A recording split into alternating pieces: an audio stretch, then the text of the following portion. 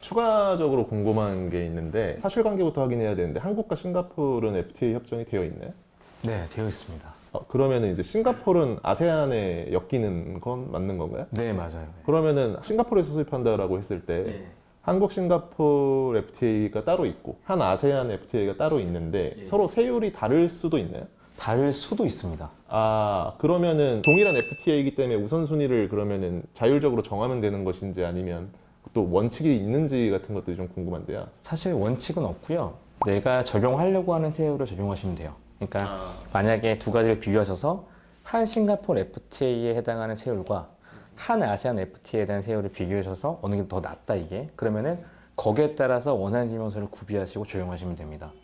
사실 싱가포르는 자유무역항이니까 대부분의 세율이 낮고 그 가장 비교가 뚜렷한 게 한 베트남 FTA랑 한 아세안 FTA거든요. 네, 이렇게 보시면 될 것 같아요. 베트남은 이제 1대1 FTA이고 국가 간에 아세안 FTA는 우리나라랑 양자 간의 FTA가 되잖아요. 서로 간에 줄 수 있는 티켓 수준이 다르거든요. 우리끼리는 더 많이 줄 수 있는데 여기는 이제 10개 국가이기 때문에 줄 수 있는 티켓들이 한정돼 있고 사실은 세율적으로 조금 높은 편에 속해요. 이러한 경우에는 베트남에서 똑같이 물건이 오지만 한 베트남 FTA를 적용하시는 게 좀 유리한 경우가 많습니다. 그러니까 뭐 한중 FTA 같은 경우도 코리아 차이나 FTA라고 문서에 연기가 돼 있잖아요. 그러면 예를 들어서 베트남 같은 경우도 코리아 베트남 FTA CO라고 써져 있을 것 같은데 만약에 내가 혹시나 뭐 케이스는 많지 않겠지만 아세안 FTA가 더 이제 나한테 유리하다라고 했을 때에는 그러면 코리아 베트남 FTA CO라는 문서를 받아야 되는 건지 아니면 코리아 아세안 FTA CO라는 걸 받아야 되는 건지 코리아 아세안이라는 FTA CO가 따로 있긴 한 건가요? 아세안 같은 경우에는 그 명칭이 딱 정해져 있어요. 예를 들면은 아세안이면은 폼 AK, AK가 아세안과 K 약자겠죠. 폼 VK, 베트남, 코리안 이런 식으로. 그래서 사실 셀러한테 이제 장황하게 설명하면 잘 못 알아들으니까 야, 폼 AK 좀 줄래라고 하게 되면은 사실 많이 알아듣습니다. 그러면 예를 들어서 폼 VK를 제가 받았어요. 근데 한 베트남 FTA가 세율이 더 좋은 거예요. 그럼 그걸로 한 베트남 FTA 협정 세율을 적용받을 수는 있나요? 그러니까 폼 VK로는 무조건 한 베트남 FTA만 적용할 수 있는 거죠. 한 아세안 FTA를 적용하려면은 한 아세안 FTA에 해당하는 원산지 지명서를 받아야 되고 한 베트남 FTA는 거기에 또 해당하는 원산지 지명서를 받아야 되는 겁니다. 정확한 명칭이 기재되어 있는 걸로만 통관이 된다는 말씀이신 거죠? 네네네 이해했습니다. 아마 이런 부분들 궁금하시긴 할 텐데 이렇게까지 이제 질문이 나오려면 어느 정도 지식이 좀 있어야 될 것 같다는 생각도 들거든요. 저도 이제 무역하면서 이제 익히게 되는 부분들이라서. 그러니까 서류들을 좀 다뤄보셔야 어떤 서류가 어떻게 특히나 이제 기관 발급이기 때문에 정해져 있잖아요. 그렇기 때문에 그 내용들을 모르시면은 이게 어디에 어떻게 쓰이는지 잘 모를 수 있어요. 그리고 이제 가장 아까 전에 말씀 주신 것처럼 중국에서 발급하는 일반 CO랑 또 FTA용 CO를 발급받으시더라도 발급하는 기간이 동일한 경우가 있기 때문에 이게 사실 큰 차이 없이 사용된다고 오해하시긴 하거든요. 그런 경우에 대해 좀 주의가 좀 필요하긴 합니다.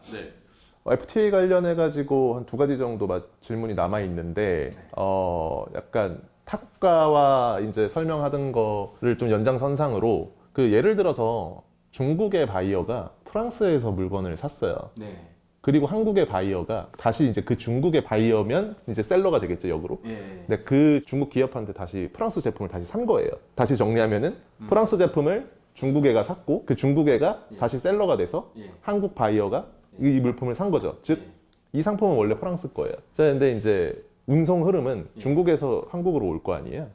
네, 그랬을 때 한국에 있는 분이 한중 FTA로 적용을 받을 수 있는가, 첫 번째. 두 번째는 한 EU FTA로 적용을 받을 수는 있는 건가. 근데 제가 알고 있기로는 두 가지 다 안 되는 걸로 알고 있는데 되는 게 맞는지 혹은 안 되는 게 맞는지 좀 설명해 주시면 좋을 것 같습니다. 그 물건이 중국에 갔다가 우리나라로 온다라고 하는 거는 프랑스산이라 하더라도 직접 프랑스에서 우리나라로 온 게 아니죠.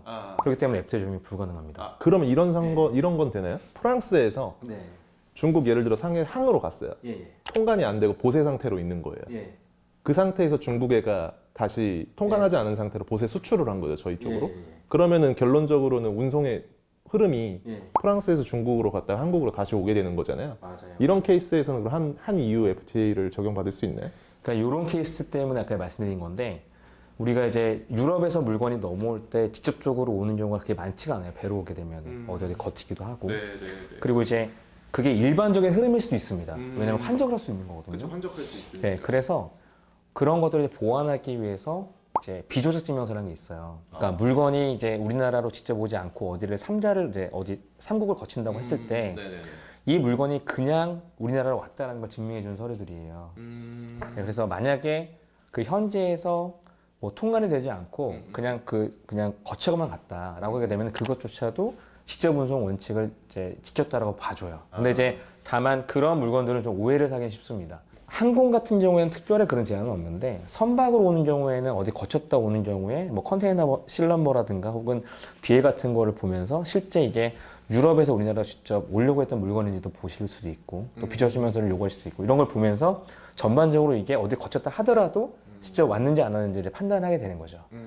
그런 차이는 있습니다. 그렇다고 해서 그게 무조건 배제되는 건 아니고 아까 말씀드린 것처럼 일정 소정의 증명을 통해서 FTA는 적용할 수 있다. 네, 그런 사례가 종종 있긴 합니다. 네네네. 사실 이제 제가 교육을 했을 때, 무역 교육했을 때, 이러한 이제 사례를 한번 저희 수강생분이 직접 겪으셨던 이력이 있어가지고 질문을 드렸었는데 당시에도 이제 사실 아예 이제 통관을 한 이후에 다시 한국으로 들어온 거라서 FTA 적용을 결국에 못 받았었거든요. 네, 그래서 다시 한번 정확한 사실을 알고자 질문을 한번 드렸습니다.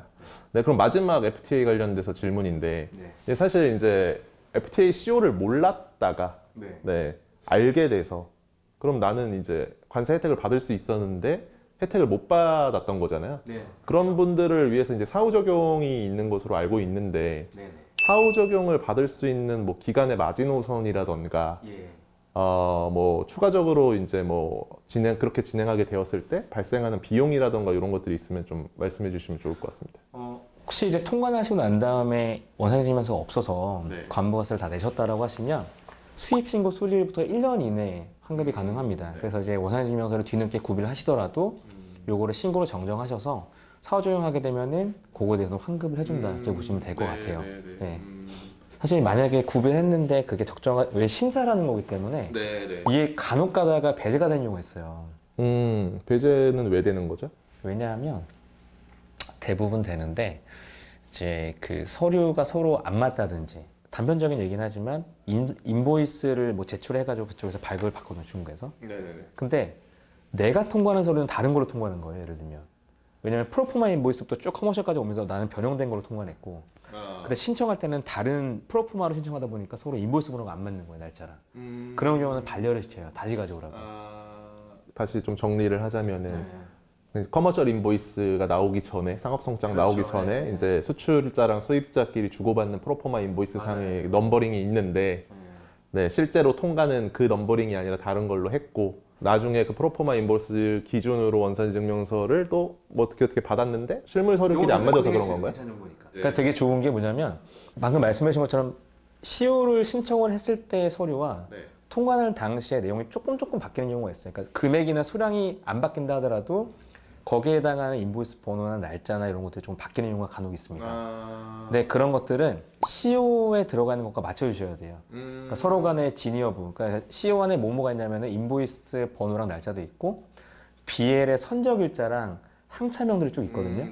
그런 것들을 보고 세관에서도 동일하다라고 보고 인정을 해주는 건데 그게 안 맞으면은 반려를 시킵니다. 그런 것들은 미리 챙기시는 게 좋아요. 그러니까 무조건이라는 말은 조금 아닐 수도 있다라는 이야기인 거죠. 서류 정확하게 좀 구비를 하시는 게 좋습니다. 그러면 사실상 제대로 사후 적용을 하기 위해서는 단순하게 이제 CO만 재발급 받을 게 아니라 통관을 이전에 했던 정보들을 모두 다 구비를 하고 있어야 되겠네요. 그렇죠. 그거 기준으로 수출자한테 다시 요청해서 정정해가지고 CO를 발행해달라고 한다던가 이렇게 해야 되겠네요. 이게 조금 번외적인 얘기인데 그 세관에서 지금 하고 있는 통관 방식이 PL이에요. 그러니까 페이퍼리스 방식이거든요. 서류 없이 그 내용을 바탕으로 해서 기본적으로 해주겠다는 건데 그렇기 때문에 서류에 대한 정보를 더 정확하게 요구를 하는 겁니다. 자기들은 물건을 눈으로 보고 통관하는 게 아니기 때문에 서류에 대한 내용을 내가 진실하게 볼게. 대신에 이 내용이 정확했으면 좋겠어라고 이제 요구를 해주는 거죠. 어떻게 보면 당연한 거 같은데요. 그러면은 그 비용적인 부분인데 이제 사실 통관을 할 때에 수입 통관 수수료를 이제 관세자분들한테 지불을 하시잖아요. 그때 이제 원산지 증명서가 사실 있으면 별도의 비용 없이 그냥 한 번에 신고가 되는 걸로 알고 있는데 네네. 네, 사후 적용 받을 때에는 어쨌든 추가적인 작업을 하시게 되시니까 네, 맞습니다. 비용을 청구할 수밖에 없을 것 같은데 거기에 따른 비용은 따로 없나요? 그거는 이제 아마 그 화주분들과 관리사분들의 어떤 계약에 따라 다를 수 있는데, 예, 그러니까 뭐 경우에 따라서는 이제 그냥 해주신 분도 계시고, 근데 만약에 이제 조금 통관 수수료가 많이 너무 염가로 하셨다고 하면 아마 추가적인 비용이 아마 발생할 수도 있고, 그거는 경우에 따라 좀 다릅니다. 네네네, 이해했습니다. 그런 수입 수리 신고 필증이라던가 FTA 서류라던가 이거를 의무적으로 보유해야 되는 그 기간이나 아니면은 뭐 통관하고 나서의 서류를 그냥 많은 분들이 이제 보관하시기보다는 대부분 이메일로 관리하다 보니까 맞습니다. 네, 잊어버리시거나 다시 찾기가 어려운 부분들이 굉장히 많으신 것 같은데 혹시 보관을 내가 일정 기간 하지 않아서 불이익을 받을 수 있는 것들이 있는지에 대해서 좀 설명해 주시면 좋을 것 같습니다. 우선은 보관에 관련된 의무는 규정이 되어 있습니다. 5년이고요. 5년이요? 이게 사실은 어떻게 연결이 되냐면 그 만약에 혹시나 신고를 잘못했을 때 그 세관 당국에서 이거를 정정하게 되는 어떤 권한이 있어요.